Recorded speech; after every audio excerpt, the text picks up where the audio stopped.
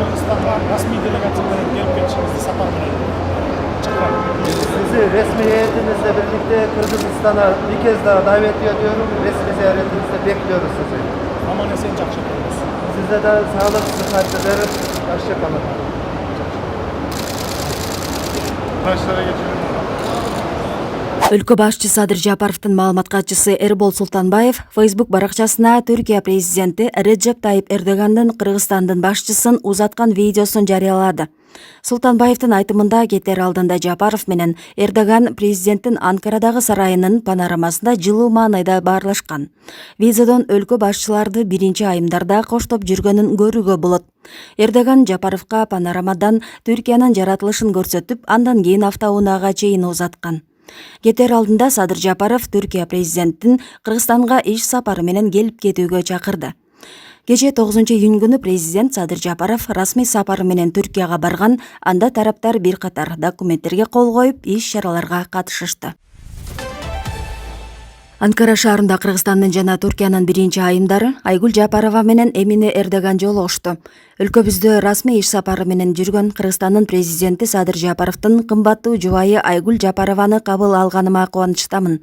Бул сапар биздин өлкөлөрдүн ортосундагы достукту чыңдайт деп ишенем, деп жазган Эмине Эрдоган социалдык тармактагы баракчасына. Маркум Чуагажы Жалиловдун кызы коомчулукка кайрылуу жасады. Бул тууралуу кабарлар агенттиги билдирди. Чуагажынын кызы кайрылуусунда Сапат билим берүү мекемесинин жетекчиси Орхан Инанды табылсын деген максатта кайрылуу жасаган. Менин атым Чубак Сара. Токмок кыздар лицейинин бүтүрүүчүсү боломун. Азыркы учурда менин бир туугандарым дагы Сапат лицейлеринде билим алууда. Лицейлердин ачылышына себепчи болгон жана Сапат лицейлеринин негиздөөчүлөрүнүн бири Орхан Инанды агайыбыздын жоголгонуна 7 күн болду. Кайдыгер карабай тез арада таап берүүңүздөрдү суранамын. Түркиянын президенти Реджеп Тайип Эрдоган апрель айынын этегинде Кыргыз-Тажик чек арасында болгон жаңжал түрк элин да кайгыга салганын билдирди. Бул тууралуу ал кече 9-июнда Кыргызстандын президенти Садыр Жапаров менен болгон жолугушуудан кийинки маалымат жыйында айтты. Эки бир тууган өлкөнүн ортосунда чыккан бул көйгөй бизди да кайгыга салды. Бул мүмкүнчүлүктөн пайдаланып каза болгондордун жакындарына көңүл айтам. Эки өлкө сабырдуулук менен бул маселени чечип алганына кубандык.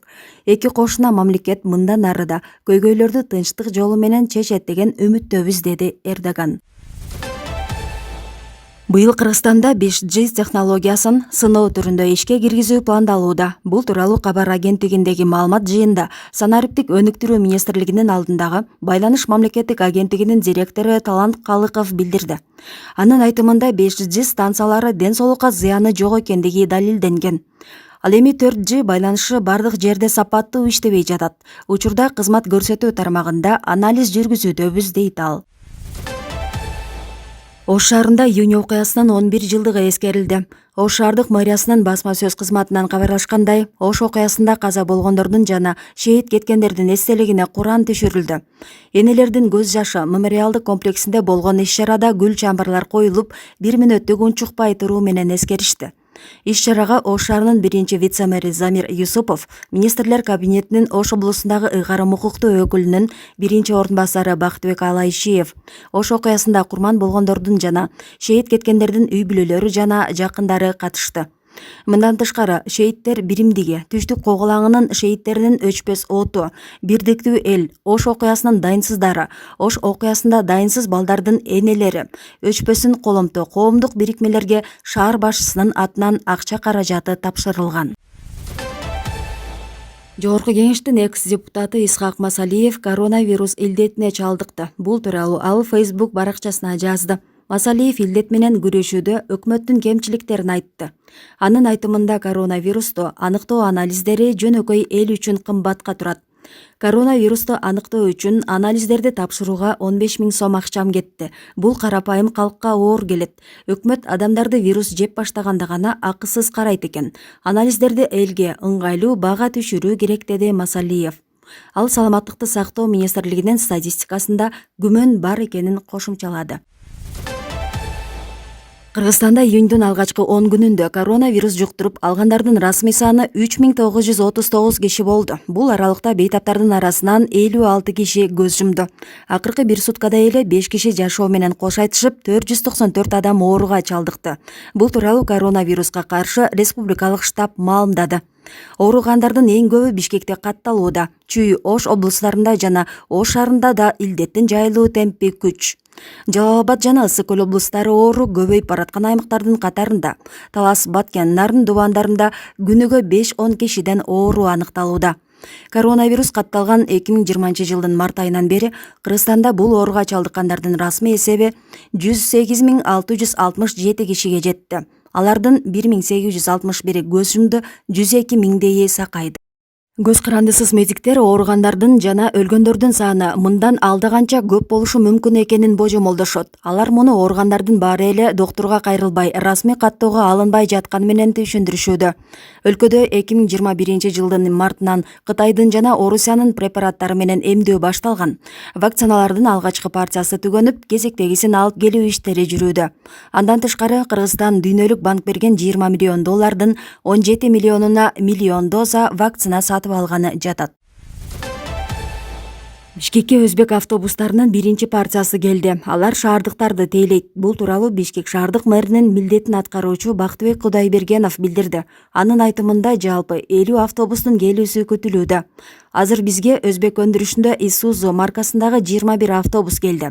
Калган 29-у бир жуманын ичинде келет. Бул долбоор Кыргыз Республикасынын инвестиция министрлиги менен биргеликте ишке ашканын белгилеп кетким келет, деди мэрдин милдетин аткаруучу. Кудайбергенов бул автобустар ыңгайлуу жана заманбап экенин белгиледи. Биз аларды шаардын борборун тейлеген линияга чыгарууну пландап жатабыз. Ошону менен шаардын борбордук көчөлөрүндөгү тыгынды азайтууну көздөйбүз, деди ал. Өзбекстандын Наманган облусунан келген делегация Жалал Абад шаарындагы өндүрүштүк жайлар менен таанышты. Бул тууралуу шаардык мэриядан билдирди. Маалыматка ылайык, кечээ Өзбекстандын Наманган облусунан Жалал Абад облусуна 50 кишиден турган атайын делегация келген. Алардын арасында жергиликтүү бийлик өкүлдөрү, ишкерлер, маданият кызматкерлери жана журналисттер бар. Эки өлкөнүн достугун бекемдөө жана ишкерлер арасындагы карым-катнашты жакшыртууну көздөгөн иш-чара 2 күнгө созулат. Анын алкагында конокторго Жалал Абаддагы өндүрүштүк жайлар тааныштырылып, Кыргызстандын баа жеткис байлыгы болгон жаратылышы, туристтик жайлары да көрсөтүлөт. Ал эми бүгүн Жалал Абад шаарында Жалал Абад Наманган 2021 бизнес форуму өтөт. Ага эки өлкөнүн ишкерлери катышып, бир топ келишимдерге кол коюлат. Өзбекстандын президенти Шавкат Мирзиёев Душанбеге барып, аны аэропорттон Эмомали Рахмон өзү тосуп алды. Бул тууралуу Спутник Тажикстан агенттиги кабарлады. Өзбек лидери бүгүн 10-июнда Тажикстанга өлкө президенти Эмомали Рахмондун чакыруусу менен барды. Президенттер өзбек-тажик кызматташтыгына байланыштуу 30дан ашык документке кол коеру күтүлүп жатат, деп айтылат билдирүүдө. Ошондой эле өзбек президенти 2 күндүк иш сапарынын алкагында өлкөнүн түндүгүнө чейин барып, Согди облусунун соода-экономикалык потенциалын талкуулай турганы айтылды.